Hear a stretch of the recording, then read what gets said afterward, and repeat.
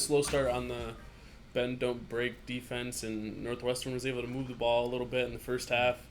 Didn't get a lot of points out of it, but they killed a lot of clock. It was close to the end of the. It was probably halfway through the second quarter, and Ohio State was just getting the ball for the second time, and so it seemed like Ohio State was having a slow start offensively, but they were really moving the ball well. Jeremiah Smith had a touchdown overturned that was a little questionable, but hopefully he'll get that one next time with a little more assurance. But did you see the video of the Northwestern guy after they tackled Jeremiah Smith trying to mess up his ankle? That was probably my biggest takeaway from this game. It's like, man, come on, don't try and hurt a player just because you're jealous. Like, I wish things like that would get penalized after the fact more often. When it's like an obvious after the play, you're not making a football play, you're just trying to hurt someone. Yeah, it should almost be a reviewable thing. Yeah. Like if Jeremiah Smith was like, "Yo, Coach Day, I guarantee Ryan Day sent that into the Big Ten office. Yeah. I just mean, like, I feel like most of the time nothing happens. Right. And like, that dude deserves to sit out at least a half or something. Yeah, at least a half, probably at least a game. Yeah, and he deleted his Twitter, which is funny because, like, I'm sure Ohio State fans were all over that guy's Twitter. I feel a little bad for him, but, dude, I mean, I'm sure it was a heat of the moment thing. Heat of the moment thing, just not thinking, but, dude, you can't do stuff like that. That's just messed up, and hopefully he learns from it and doesn't do stuff like that again. Hopefully more players don't try and hurt Jeremiah Smith. What a dude. He's so good. Fun to watch. Ohio State they played really well in my opinion overall. The defense was great again. The offense did their thing again, and it was just a great game all around from the Buckeyes. And it was fun. It was interesting to see. It's technically a home game for Northwestern at Wrigley Field, and it was just I think Northwestern promoted that it was a scarlet out for the game, but what? I don't know. It was all red. That's all it was. The stands was just all red. My only takeaway is my one step further take, so I'll just go right into that. Ohio State is just preparing for Michigan and doesn't care that they look less impressive than normal. Yeah. Here's the thing, like, Michigan is very clearly down this year. Ryan Day has this monkey on his back currently, whether you think it should be or not. I know you hate the hang 100 thing. I feel like he is going to keep his foot on the gas as long as he possibly can in the game. Oh, yeah. And he's going to try to run it up. And so there have been times where Ohio State this season, with the most talented roster and all that stuff, whatever, has not performed the way we're used to seeing Ohio State perform.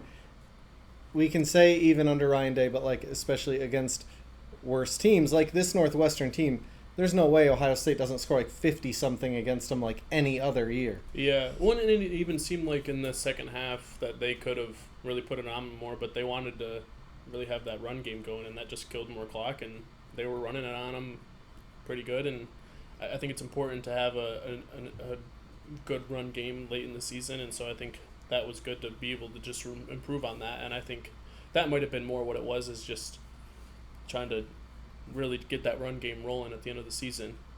I hope you're right, because it's honestly kind of a scary thought of like, oh, so Michigan can't really do much to stop it this year, and Ohio State is just like pissed from the last few. So yeah, it'll be an interesting game.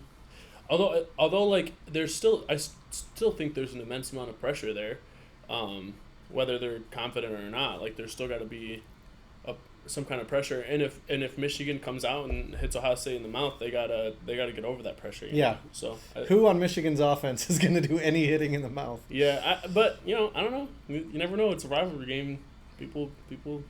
Michigan won the last 3 years. That didn't make any sense to me any of the years. So it's fair, but they still had a 5-star quarterback, even if you weren't like buying into his hype yet. They didn't. I never bought into his hype. But still. You have to admit that there is a very obvious difference between J.J. McCarthy and Davis Warren, who's a walk-on. I will say, all of the last 3 years, it was never going into that game like, man, we got to make sure we contain J.J. McCarthy. Mm-hmm. It was more like that run game. We got to stop that run game. Which isn't doing well this year. Right, yeah, I think that's more the difference than the quarterback, in my opinion. And I think if the run game was there, these quarterbacks would look more respectable, like Cade did when he started. Yeah, that's fair. I think it's kind of a catch-22 right now, where you can't run, but you also can't pass. But you really can't pass, so whatever. Yeah. This just sucks. Do you have one step further take? Yeah, mine is Will Howard for Heisman. I mean, I'm not saying he'll win it, but I think he should be getting more attention to that and be in that conversation more. I've not seen his name up there at all, and his stats are very on par with Dylan Gabriel, who's been up there, and Will Howard, he's just gotten better throughout the season, which is incredible for a fifth-year guy. I think that's really cool and testament to his leadership and his work ethic, and he's just improved throughout the year, and I think his completion percentage keeps being really impressive, and I think he's the best quarterback in the country right now. But see, I wish that our things no one is talking about was right now, because that has to do with mine. Yeah, I originally had it in things no one is talking about, but I feel like a lot of Ohio State fans are talking about the lack of attention that he's getting. Right. But that's just the Ohio State fans, so. Mm-hmm. Yeah. Maybe he's just not getting the hype because he hasn't had to play that insane Ohio State defense. Yeah, for real. Well, on to the pick standings. I was super excited because I had a perfect week. Near perfect, I guess, because I didn't get the bonus point. 8-0. I was super excited until I went through your picks, and you only had one loss, and you got the bonus point.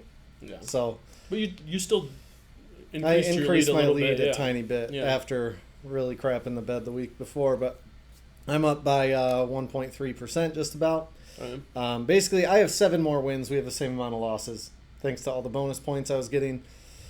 It really could come down to the wire if I get a few more losses. I feel like losses for me are more important than outwinning right now. Right, yeah, the bonus point you don't really got to worry about. I got to worry about, but you'd have to worry about the bonus point as far as preventing me from getting it, because it helps my win percentage, obviously. But it's a lot closer than it was 2 weeks ago, so that sucks for me. Big Ten takeaways, I actually have 2. I know what yours is, but I'll do one, then you can do yours. Yeah. And then, no, you know what? I'll do both of mine, and then you can do yours, and then we can just go with it. Yeah. Nebraska has lost 9 straight games with bowl eligibility on the line. That's hilarious. That is pretty funny. This week is probably must-win for Michigan to make a bowl game. Is must-win, along with next week against Rutgers. For Michigan State to make a bowl game is probably must-win for USC to make a bowl game, because they play Notre Dame next week. The winner of Wisconsin-Nebraska is bowl eligible. Wisconsin hosts Minnesota next week. Nebraska is at Iowa next week. So they're this week. Kind of determines a lot for the little whatever, however many little teams there are. Mm-hmm. It's a whole lot of Big Ten West going on, but everyone's going to end up 6-6, so that's sweet. Your Big Ten takeaway? My Big Ten takeaway is we should get rid of this until next season. It's down to this Ohio State-Indiana game. I'm not unless some weird losses happen, like the winner of this game is playing Oregon in the Big Ten championship game. And I mean, Oregon almost pulled off the crazy loss on Saturday. Yeah, but they already clinched. Yeah, yeah. I don't know how those tiebreakers work, but probably just because the head-to-head against Ohio State and they don't play the other 2 teams, so they just automatic. Well, I don't know. Yeah, that eliminates Penn State and Ohio State. I think if Ohio State beat Penn State, and then it would be, I don't know. Yeah, at least behind Oregon. But I do think like this year the Big Ten takeaways is kind of like, so there are a few teams at the top and everyone else is just awful. So so we'll get to my tweet of the week. Not much interesting has happened. I'm not sure that saying the Big Ten is awful outside of Ohio State and Oregon is a good take. Why? I think that the meat of our conference is better than people think, in my opinion, and we'll find out come bowl season. Yeah. That should be my Big Ten takeaway. Dang, that was a decent Big Ten takeaway. Maybe it's uncanceled. We'll see what happens this week. On to the rapid fire turd pile. We got the Friday night JV game, Purdue at Michigan State. Michigan State. I got Michigan State as well. Illinois at Rutgers. I got Rutgers. I also have Rutgers. Man, it was honestly after Illinois did what they did to Michigan State, even though Michigan State's obviously not good, I was like, should I bet against Illinois? But it's Illinois at the same time. So Rutgers, Iowa at Maryland.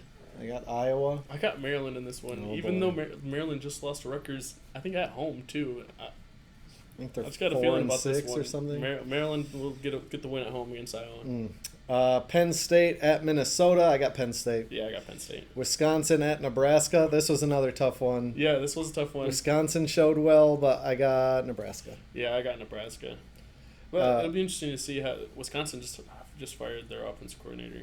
Yeah, I thought that it's was weird. It's like Michigan is watching all these teams do that, and then they're just sitting with their guy who's obviously just awful. I did think it was interesting, like a game. Like obviously they didn't score a lot of points, but a game after they barely lost to the number 1 team in the country to fire a coordinator seemed a little bizarre. But yeah, it's interesting. Like if they would have beaten him, does he get one more week? Does he get the year? Yeah, that's weird. If the defense played a little better and just held Oregon to less points, is he still have his job right now? Like that's wild. That is wild. California schools, USC at UCLA. I got USC.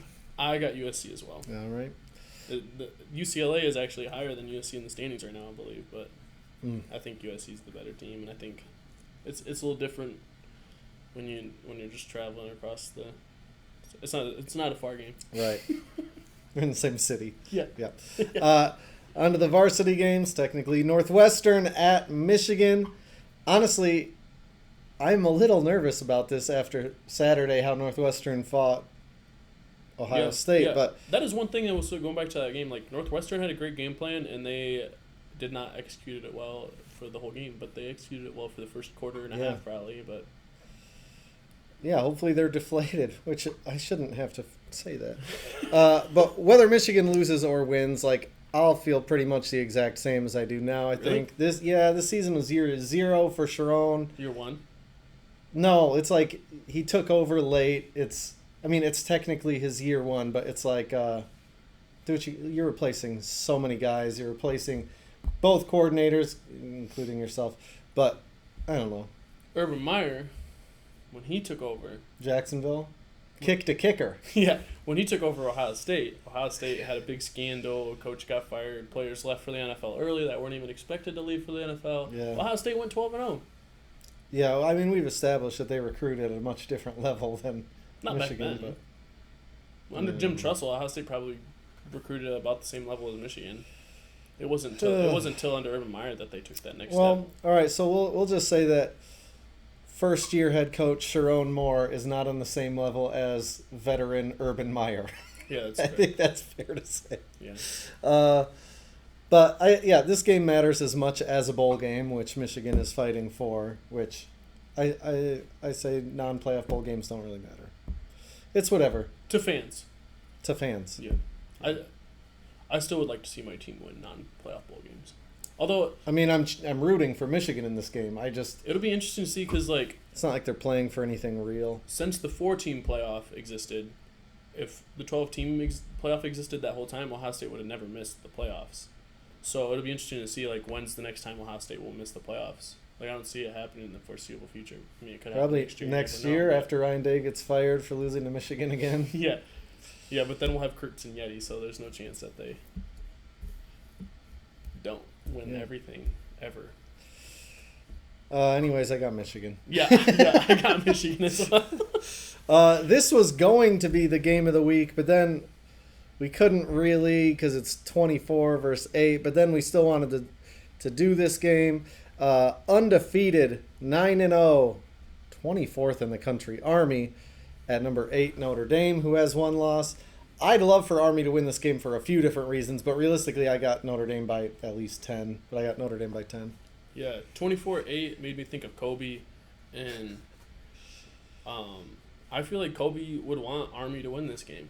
And I originally had Notre Dame, but I'm switching up on the fly. Shout out Kobe. Army by we don't pick the spread on this game, but I got Army.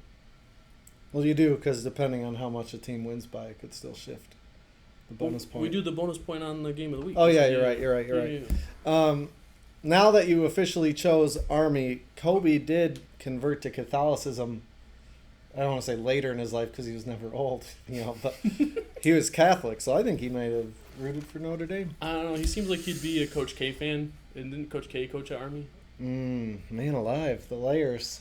Someone call them up. Game of the week, number 5, Indiana. Number 2, Ohio State. I'll let you go first because it's Ohio State. Yeah, I'm a believer in Indiana. I've been a believer in Indiana most of the season. I said last week, I feel like we were the first ones to call that there was a really good chance that they would go 11-1. And that, honestly, we kind of made fun of it at first. That ESPN FPI had them going 11-1.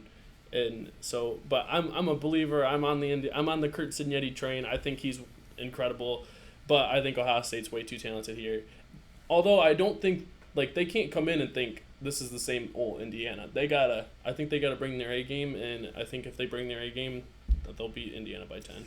Here's the thing is, I think they could come in thinking it's the same old Indiana because who has Indiana beaten? That's the thing. The talent difference is insane. They're basically playing like a really good group of 5 team. But really good group of 5 teams can beat really good Power 5 teams. They can. They just usually don't. That's all you have to say at times. Yeah. I don't know. You look at when Boise State beat Oklahoma in that's the first thing that comes to my mind in that what bowl game was that? In that BCS bowl game in the late 2000s when it was Peterson, right? What's his name? Ended up at Washington. He was a pretty good coach. And I think Kurt Signetti's way better than him. So I just love that Ryan Day got a top 5 win a couple weeks ago against a team that was never really a threat. And now he's going to get another technically top 5 win, but it's Indiana. This is Indiana's first top 5 matchup ever, which is not surprising, but That's it's just crazy. It's just interesting. I hadn't heard that. That's legitimately insane. Minnesota was good in the 60s and whatever. It's kind of crazy. Indiana was never good. How many at least for a stretch? How many top 5 matchups has Ryan Day had himself in his 5-year coaching career, and Indiana's never done it? That means Kurt Signetti's never done it either. Yeah, that's nuts. Yeah. I also have Ohio State by 10. I'm kind of debating by 11. By 11 in case they win by more. But you don't. But what if it's close? I'm going to say 11. Not if Ohio State loses. I don't lose as much. Yeah. Cool. Things no one is talking about. I briefly touched on it, but Ashton Genty, they're talking about him, but not nearly enough. It should be shut down. I understand Will Howard should be mentioned more, and I agree. Yeah, no, I don't.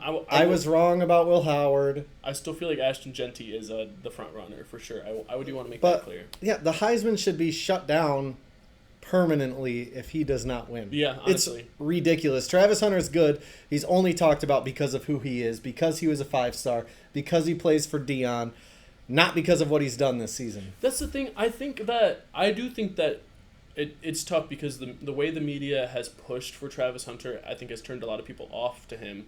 But I do think that he should still be in the conversation. What he does is incredible. The plays he makes is incredible. The level he plays at on both sides of the ball is incredible. Is he the best at that position, at either position in the country? Probably not. But does that make him not the best player in the country?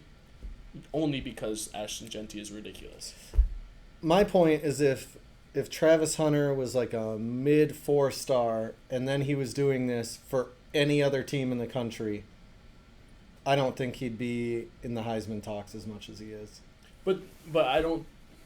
But I don't know. I'm with you. He's good. Thing still and was only a 4-star and was on what do you mean by a different team? Just because Dion? Yeah.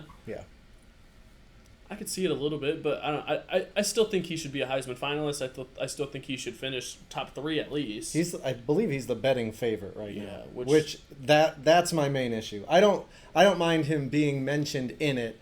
It has to be Genty. It has to be Genty. He's gonna have probably the second greatest running back season ever. And there's a very real possibility it'll be the best. They'd have to probably win a game or 2 in the playoffs. Still, it's like it's possible. Stat wise, he's not on track, and who he's chasing is Barry freaking Sanders, who's arguably the greatest running back of all time, regardless of the level. Mm-hmm. And yeah.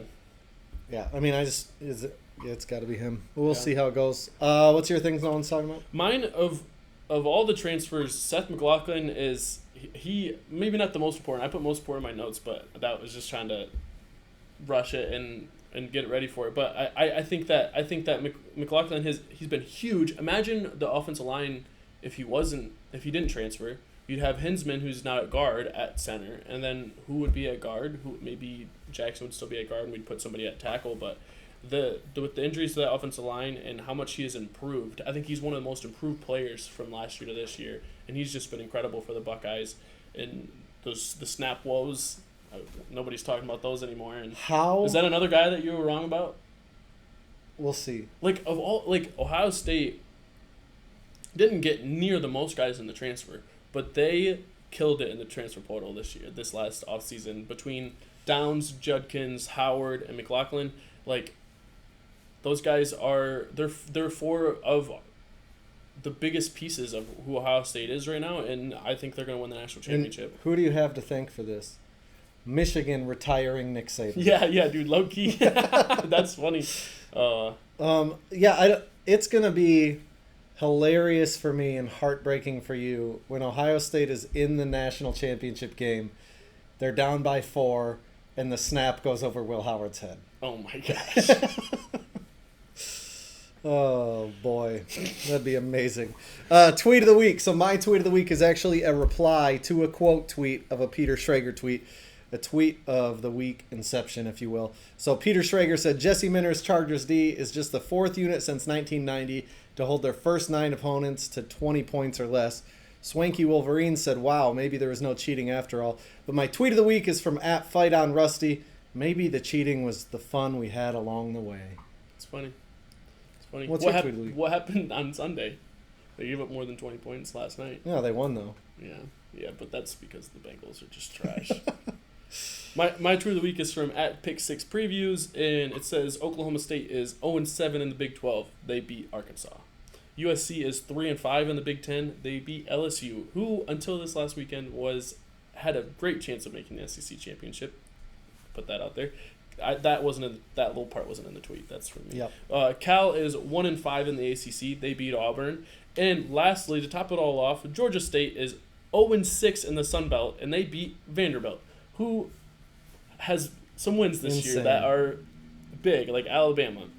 Wild. That's insane. Wild. I think that the SEC is absolutely terrible, and more teams should be left out from their conference that are being included right now. I'd rather have Army than some of the teams from the SEC. We texted about it a little bit. I'm going to lose my mind if a 1-loss Indiana does not make it and a 3-loss SEC non-champion does. There's zero chance that happens. Sounded like they were talking about it. Yeah. But better not.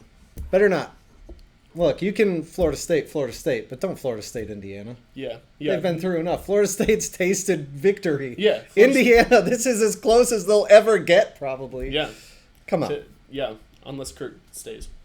Which he did just sign an extension. But. Right, but that's just incentive to not go to a team that he's just going to go somewhere. He's going to take the right job. I understand. Yeah. Well, with that, see you next week. Go Blue.